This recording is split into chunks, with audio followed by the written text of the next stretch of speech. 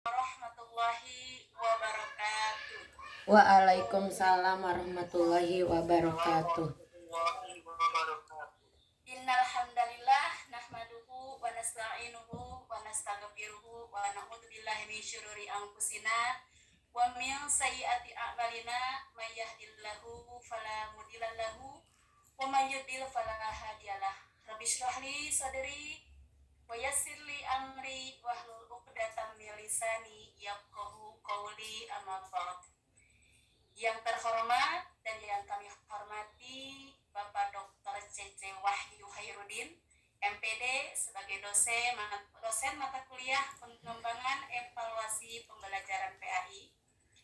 Yang saya banggakan Bapak Ibu sahabat-sahabat pasca sarjana sabili, semua yang dirahmati Allah Subhanahu wa taala.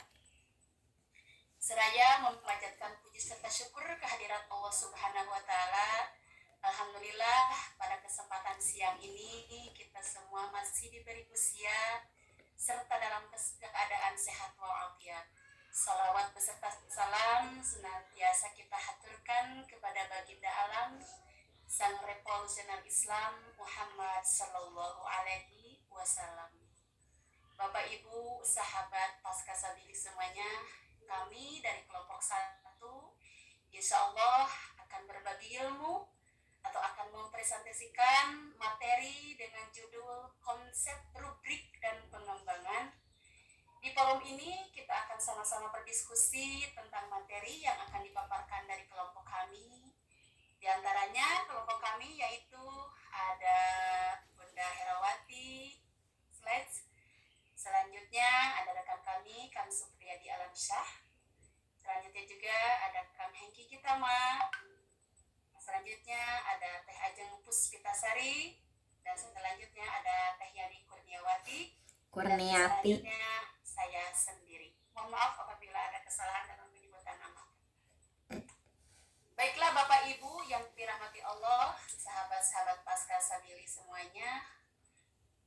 Sebelum kita memaparkan materi, kita meminta dengan keikhlasan hati kita sama-sama membacakan surah Al-Fatihah, khususon bagi sahabat kita, rekan kita yang sudah almarhumah yaitu Ibu Eka. Mudah-mudahan beliau ditempatkan di sisi Allah Subhanahu wa taala dan mendapatkan surganya Allah Subhanahu wa taala. Amin. La hadiniyah wa kuliyatin surihah di barakati membuka surat Al-Fatihah.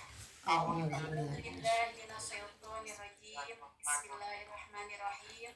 Alhamdulillahirabbil alamin. Arrahmanirrahim. Maliki yaumiddin. Iyyaka na'budu wa iyyaka nasta'in. Ihdinas siratal mustaqim. Siratal ladzina an'amta 'alaihim ghairil maghdubi 'alaihim waladdallin. Rabbighfirli amin. Terima kasih kepada sahabat-sahabat semua yang dengan tulus membacakan surat Al-Fatihah untuk almarhumah rekan kita almarhum Ibu Eka. Bapak Ibu, sahabat-sahabat semua, berikut adalah pemaparan yang akan disampaikan dari kelompok kami yaitu tentang konsep rubrik dan pengembangan. Kepada rekan kami disilakan untuk membacakan pemaparan yang pertama. Silakan kepada Bunda Herawati. Terima kasih Bu Neneng, Teh Neneng. Juga terima kasih kepada dosen pengampu Bapak Dr. C.C. Hairudin sebagai dosen pengampu dari mata pelajaran evaluasi pengembangan PAI. Juga kepada rekan-rekan semuanya, izinkan saya membacakan PPT dari slide pertama, yaitu pendahuluan yang membahas tentang pengembangan rubrik dan apa Teh Neneng tadi? Pengembangan rubrik dan pengembangan, konsep rubrik dan pengembangan. Konsep rubrik dan pengembangan. Pendahuluan. Konsep daripada pengembangan rubrik adalah asesmen atau penilaian. Penilaian merupakan suatu proses untuk mendapatkan informasi yang digunakan sebagai dasar pengambilan keputusan mengenai peserta didik terkait dengan kurikulum, program pembelajaran, dan kebijakan sekolah. Diambil dari sumber Basuki dan Haryanto 2014 5 sampai 9, halaman 5 sampai halaman 9. Kemudian rubrik pengembangan itu dasar diambilnya dari asesmen. Asesmen itu bertujuan untuk mengetahui kompetensi siswa sebelum dan setelah pembelajaran. Gunanya untuk memudahkan guru dan untuk melakukan umpan balik atau feedback agar dapat memperbaiki perangkat pembelajaran, mencakup metode, pendekatan, kegiatan, dan sumber belajar yang digunakan, dan untuk memberikan informasi pada orang tua juga sekolah tentang efektivitas pendidikan. Sumber diambil dari Harja 2014 halaman 4 sampai halaman 5. Jadi ini dasar-dasar yang dipergunakan untuk pengembangan di dalam suatu rubrik, yaitu asesmen. Oleh karena itu, kegiatan penilaian sangat penting dalam pembelajaran untuk mengetahui hasil belajar peserta didik, juga penilaian yang harus dilakukan secara jujur dan terbuka antara peserta didik dan pendidik agar tidak terjadi subjektivitas. Jadi untuk supaya real ya nilai penilaian yang ditampilkan. Next. That is why asesmen yang baik selalu dilengkapi dengan rubrik penilaian. Rubrik merupakan panduan penilaian yang menggambarkan kriteria yang diinginkan guru dalam menilai atau memberi tingkatan dari hasil pekerjaan siswa. Rubrik penilaian digunakan oleh guru sebagai acuan atau pedoman untuk memberikan nilai kepada siswa. Jadi merupakan penilaian dasar sebelum rubrik dilaksanakan. Asesmen ini harus benar-benar bisa dipergunakan oleh guru sebagai pedoman untuk menilai daripada kemajuan siswa dalam belajar. Tujuan dari dibuatnya rubrik penilaian yaitu sebagai siswa secara jelas dapat memahami apa saja yang akan dinilai dalam pembelajaran. Jadi penting sekali ya dibuatnya suatu penilaian itu supaya bisa mengetahui semaksimal atau sejauh apa siswa dalam memahami pembelajaran. Rubrik juga dapat digunakan sebagai motivator bagi siswa supaya siswa lebih giat belajar. Jadi sebagai penyemangat. Manfaat menggunakan rubrik asesmen bagi seorang guru dapat mencegah kesalahpahaman dalam memberikan nilai karena asesmen didasarkan pada rubrik yang ada. Dan rubrik dapat digunakan untuk meningkatkan kinerja siswa. Mau tahu detailnya seperti apa? Kita lanjutkan slide selanjutnya yang akan dilanjutkan oleh rekan kita selanjutnya. Terima kasih Neng. Terima kasih Bunda Herawati. Untuk selanjutnya yang akan dipaparkan oleh Kang Supriyadi. Disilakan Kang. Saya Teh. Oh, Teh Ajeng, mohon maaf. Iya. Terima kasih Teh Nenek, terima kasih Bunda. Selanjutnya akan saya jelaskan definisi rubrik menurut beberapa ahli. Yang pertama yaitu Ernst. Rubrik adalah deskripsi terperinci tentang tipe kinerja tertentu dan kriteria yang akan digunakan untuk penilaian. Yang kedua dari Bernie Deutsch dan Nancy Pickett. Rubrik adalah alat scoring untuk asesmen yang bersifat subjektif yang di dalamnya terdapat satu set kriteria dan standar yang berhubungan dengan tujuan pembelajaran yang akan diakses ke anak didik. Yang ketiga, Heidi Godrich dan Henry Godrich Andrew. Rubrik adalah suatu alat penskoran yang terdiri dari daftar keterangan kriteria atau apa yang harus dihitung. Next,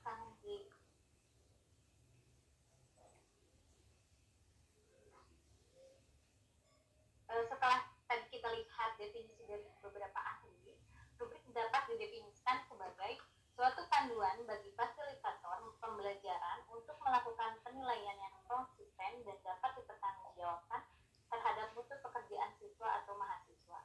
Rubrik dapat pula digunakan sebagai umpan balik terhadap mutu pekerjaan siswa atau mahasiswa. Dalam suatu rubrik terdapat satu set kriteria yang digunakan untuk menilai kinerja dari suatu pekerjaan atau tugas tertentu oleh individu atau kelompok siswa atau mahasiswa. Dengan demikian, rubrik membantu fasilitator memberikan penilaian lebih objektif sesuai dengan capaian pembelajaran. Slide selanjutnya akan dibacakan oleh rekan saya. Saya kembalikan kepada moderator. Silakan. Terima kasih Teh Ajeng. Untuk selanjutnya pemaparan yang akan disampaikan oleh Teh Yani. Silakan Teh Yani. Terima kasih Teh Neng. Baik, saya akan melanjutkan dari slide 7 dan 8 yaitu fungsi penilaian rubrik. Rubrik menjelaskan deskripsi tugas. Rubrik memberikan informasi bobot penilaian. Siswa memperoleh umpan balik yang cepat dan akurat. Penilaian lebih objektif dan konsisten. Para peserta didik jadi pembelajar aktif. Para peserta didik memperoleh konten knowledge dan proses knowledge. Para peserta didik dapat menilai kinerja kelompoknya sendiri. Baik pendidik maupun peserta didik memperoleh alat refleksi dan efektif tentang proses pembelajaran yang telah berlangsung. Sebagai alat atau pedoman penilaian kinerja atau hasil kerja mahasiswa. Nah, sekarang manfaat rubrik. Di antaranya rubrik dapat menjadi pedoman penilaian yang objektif dan konsisten dengan kriteria yang jelas. Rubrik dapat memberikan informasi bobot penilaian pada tiap tingkatan kemampuan mahasiswa. Rubrik dapat memotivasi mahasiswa untuk belajar lebih efektif. Mahasiswa dapat menggunakan rubrik untuk menentukan strategi pembelajarannya serta mengukur capaian kemampuannya sendiri atau kelompok belajarnya. Mahasiswa mendapatkan umpan balik yang cepat dan akurat. Rubrik dapat digunakan sebagai instrumen untuk refleksi yang efektif tentang proses pembelajaran yang telah berlangsung, sebagai pedoman dalam proses belajar maupun penilaian hasil belajar mahasiswa. Next. Selanjutnya, manfaat rubrik dapat pula digambarkan pada 3 tahapan pembelajaran seperti matrik di bawah ini. Yang pertama adalah sebelum penilaian, siswa atau mahasiswa berkesempatan untuk melihat dan memahami tentang apa yang dinilai, kriteria, dan bagaimana detail deskripsi untuk grade pencapaian yang berbeda. Dengan pemahaman tersebut, siswa atau mahasiswa dapat menyusun strategi pembelajarannya. Kemudahan bagi fasilitator untuk menjelaskan kepada siswa atau mahasiswa bagaimana kinerja mereka dinilai. Nah, yang kedua, selama proses penilaian. Bagi fasilitator, rubrik adalah suatu framework detail untuk menilai kinerja siswa atau mahasiswa secara objektif terhadap suatu tugas yang diberikan untuk capaian pembelajaran yang telah ditentukan. Bagi fasilitator, rubrik memberikan kemudahan umpan balik dari kinerja mahasiswa terhadap setiap kriteria. Dan yang ketiga, setelah penilaian, rubrik memberikan informasi penting bagi siswa atau mahasiswa tentang mutu kinerjanya terhadap kriteria yang ditentukan. Rubrik juga menyediakan informasi secara transparan tentang bagaimana dan dari mana nilai capaiannya berasal. Selanjutnya, slide ke-9 akan dilanjutkan. Silakan moderator.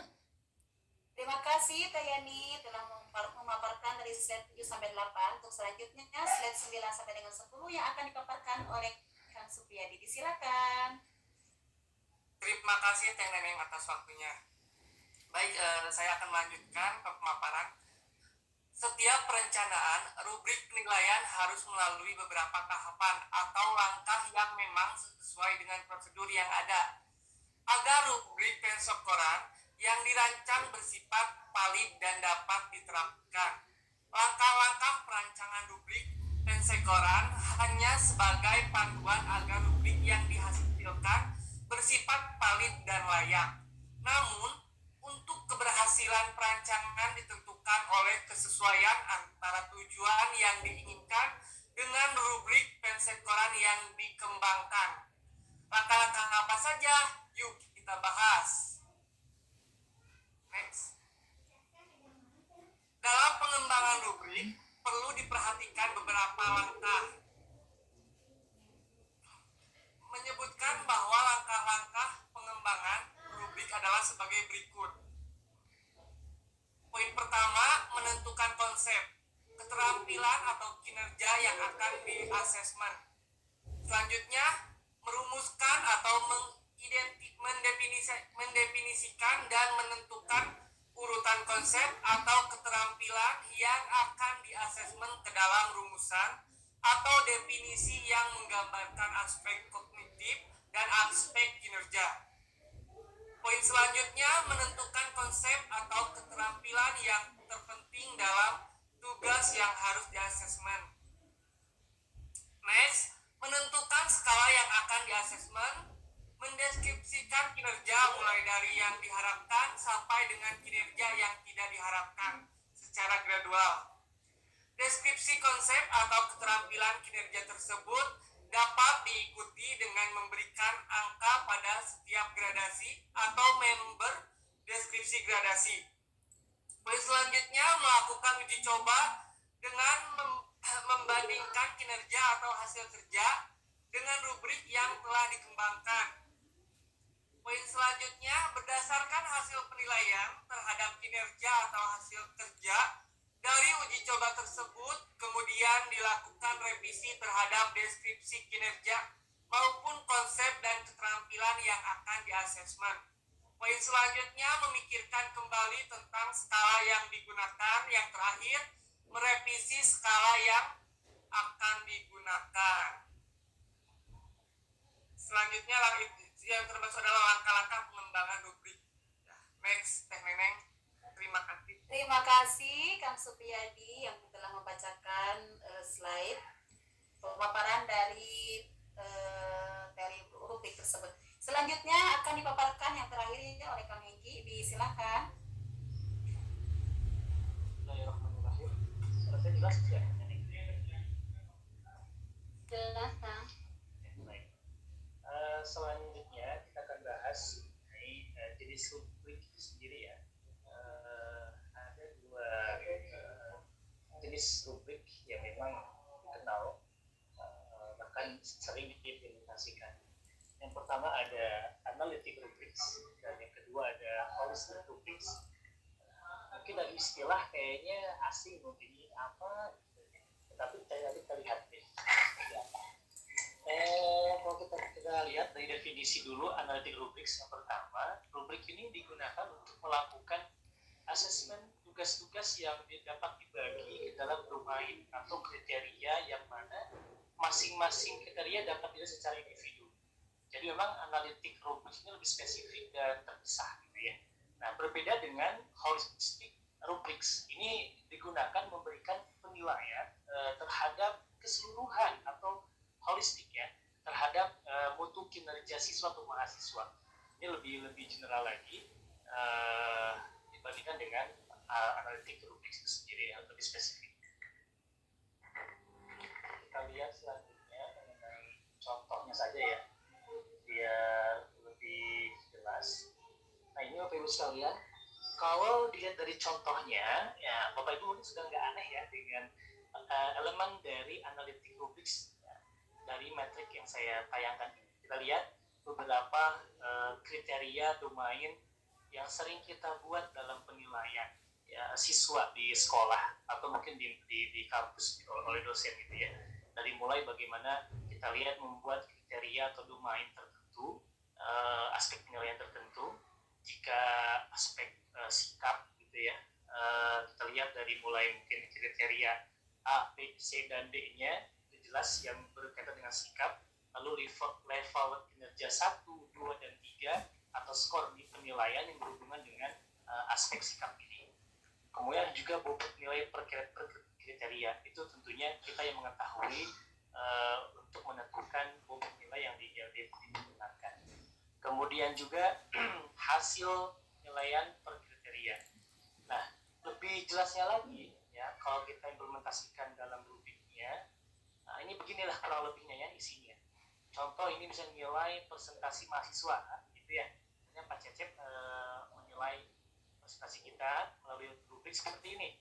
Ya, ada kriteria atau dimensi organisasi, ada isi atau konten akuntansi, ada keaktifan mungkin gitu ya, ada diskusinya bagaimana, itu dinilai secara dengan metode rubrik ini kita lihat ada kriteria ya sangat baik, ada nilai yang sangat baik, baik, cukup, kurang, sangat kurang. Nah, ini kan memang sudah dikenal ya sebagai seorang guru lah ya, membuat seperti ini gitu.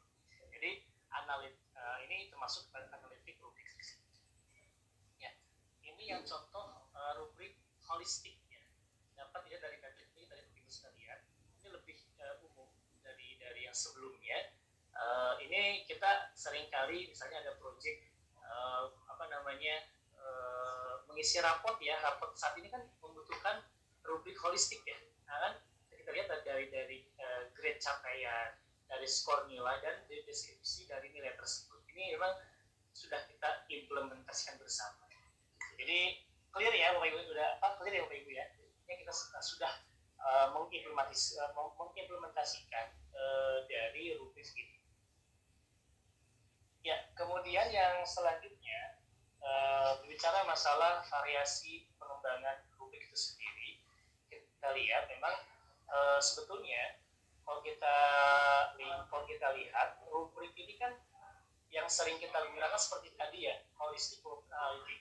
Tetapi dalam pengembangannya sekalian itu ada rubrik-rubrik khusus ya, yang memang bervariatif gitu loh. Seperti misalnya kita membuat kelas-kelas khusus seperti laboratorium, desain grafis, studio seni, itu tentunya perlu dibuat jenis rubrik yang lain, walaupun memang secara esensial tidak berbeda dengan rubrik yang baku yang sebelumnya yang sering kita buat.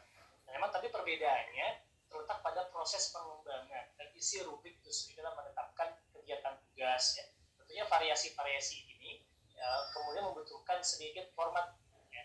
Tetapi sebenarnya tidak berbeda dari rubrik yang telah kita yang dibahas sebelumnya, karena semua variasi atau pengembangan dari rubrik ya itu tetap menyertakan komponen dasar dari skala, dimensi, deskripsi, dimensi yang diatur dalam sebuah tabel. Ya, yang pertama kita lihat ada rubrik bertahap. Nah, ini tentunya rubrik bertahap ini dikerjakan secara bertahap, dipakai untuk menilai di mana proses pembuatan tugas sama pentingnya dengan hasil akhir. Memang rubrik bertahap ini digunakan memerlukan waktu yang cukup lama, tetapi ini bisa dijadikan sebagai alat monitoring siswa. Ya mungkin seperti jurnal kali ya, yang sering kita gunakan. Tapi ini lebih ada tahapan-tahapan khusus. Tentunya rubrik bertahap ini memberikan pengetahuan tambahan, pengetahuan siswa tentang penyelesaian tugas yang sambil memberikan feedback secara cepat terhadap apa saja yang sudah diperolehnya sejak awal. Kemudian ada rubrik makalah riset. Nah, ini digunakan biasanya untuk proyek yang perlu waktu yang lama juga. Rubrik ini memiliki kesamaan dari rubrik bertahap sebetulnya, karena terdapat elemen dari rubrik bertahap yang bisa diambil. Akan tetapi rubrik ini bisa menjadi panduan siswa untuk memulai penelitian. Ya, kalau kita mungkin sekarang seperti isu tesis kali ya, sekalian ya, itu kan tentunya di dalam tesis tersendiri itu ada rubrik makalah riset. Kita bagaimana menyiapkan kisi-kisi penelitian, pedoman penelitian, ya, itu kan tentunya membutuhkan rubrik juga, ya kan? Gitu. Apalagi memulai di bab 4, bab 5, dan mulai ke lapangan. Nah, itu kan sebelum kita ke lapangan, kita kan jelas ada kisi-kisi penelitian, gitu ya. Nah, kemudian ada rubrik rangkap. Ini dipakai untuk merencanakan penaksiran atau perkiraan dibandingkan dengan menilai. Memang rubrik ini digunakan untuk menilai. Tetapi memang ini lebih kompleks ya. Atau bisa atau istilah lainnya, rubrik rangkap ini menggunakan pendekatan portofolio. Ya, jadi menyatukan semua bagian-bagian dasar dari rubrik sederhana, tetapi menciptakan rubrik-rubrik khusus untuk setiap dimensinya. Ya. Bapak Ibu sekalian, berbicara masalah rubrik penilaian, ya, kita yakin bersama bahwasanya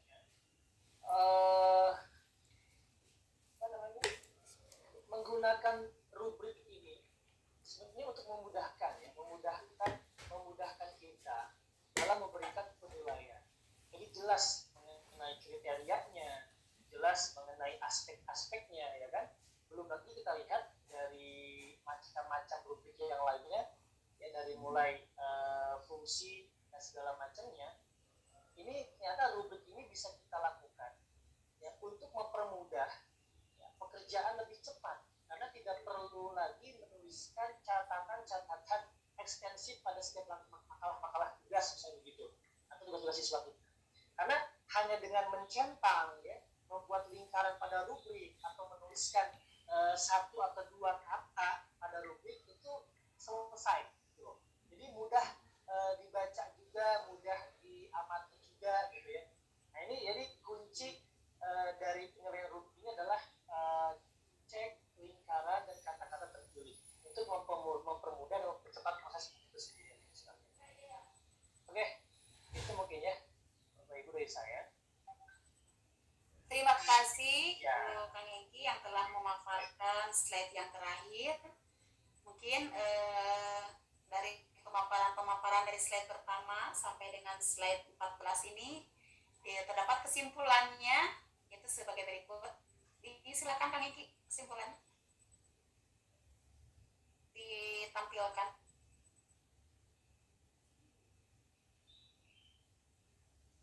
Kang Egi, kesimpulannya mana? Mohon maaf, mungkin karena terikat jaringan. Oke. Kesimpulannya dapat disimpulkan dari materi konsep rubrik dan pengembangan sebagai berikut, bahwa rubrik bisa berguna untuk memberikan penilaian sebagai alat penilaian diri. Metode penggunaan rubrik sangat bervariasi, tetapi secara keseluruhan metode dengan mencentang, melingkar atau memberikan komentar merupakan suatu metode yang sangat lazim digunakan dalam proses asesmen. Dari proses analisis tersebut dapat diketahui bahwa berbagai macam cara rubrik itu dapat digunakan, dari laboratorium science, kelas manajemen bisnis, sampai dengan program desain grafis. Dan jika kita mengadaptasi rubrik dasar untuk memperkenalkan sasaran-sasaran instruksional dan pragmatik. Sebagai tambahan bahwa rubrik bertahap dan rubrik kerangka menunjukkan cara lain dalam mengadaptasi alat penilaian dalam alat penilaian ini. Berbagai macam variasi lain tentu saja dimungkinkan. Sekali Anda menguasai seni membuat dan menerapkan rubrik, maka tak dapat diragukan lagi jika Anda membuat banyak variasi yang didesain untuk disesuaikan dengan disiplin ilmu, keahlian, dan gaya pengajaran yang khas. Demikianlah sahabat-sahabat semuanya pemaparan materi konsep rubrik dan pengembangan dari kelompok kami. Untuk selanjutnya sesi tanya jawab, ataupun ada dari sahabat-sahabat semua yang mau menambahkan dari materi kami, disilahkan. Dan untuk sesi tanya jawab tersebut mungkin ke maksimal ada 3 ya. Disilahkan kepada sahabat-sahabat semua, barangkali ada yang mau menambahkan dari materi yang kami sampaikan, dari kelompok kami yang kami sampaikan, ataupun ada sesuatu hal yang perlu ditanyakan, disilahkan. Mudah-mudahan tidak ada. Lanjut. Halo, apakah ada sahabat-sahabat semua? Ada 30. Kita akan dilanjut ke kelompok 2 Teh Neneng kalau nggak ada pertanyaan. Oh iya. Ya inti nama teman-teman, silakan lanjut penelitian kita ya. Buatlah rubrik sebaik mungkin di tesis kita ya, silakan. Oke. Tarik, Bang. Mungkin itu ya sahabat-sahabat semua, presentasi dari kelompok kami, diskusi dari kelompok kami, kelompok 1 yang membuat materi tentang konsep rubrik dan pengembangan. Mohon maaf apabila banyak kekurangan dan kesalahannya, mungkin akan diserahkan lagi kepada Bapak pemangku kita, Bapak dosen. Dan untuk selanjutnya mungkin akan dilanjutkan dengan kelompok 2 ya. Terima kasih kami yang bertugas. Mohon maaf atas segala kekurangan dan kehilafannya. Billahi taufiq wal hidayah. Wassalamualaikum warahmatullahi wabarakatuh. Waalaikumsalam warahmatullahi wabarakatuh. Apa Kang Yatman? Oh. Aflus kan. Disilakan untuk kelompok selanjutnya. Alhamdulillah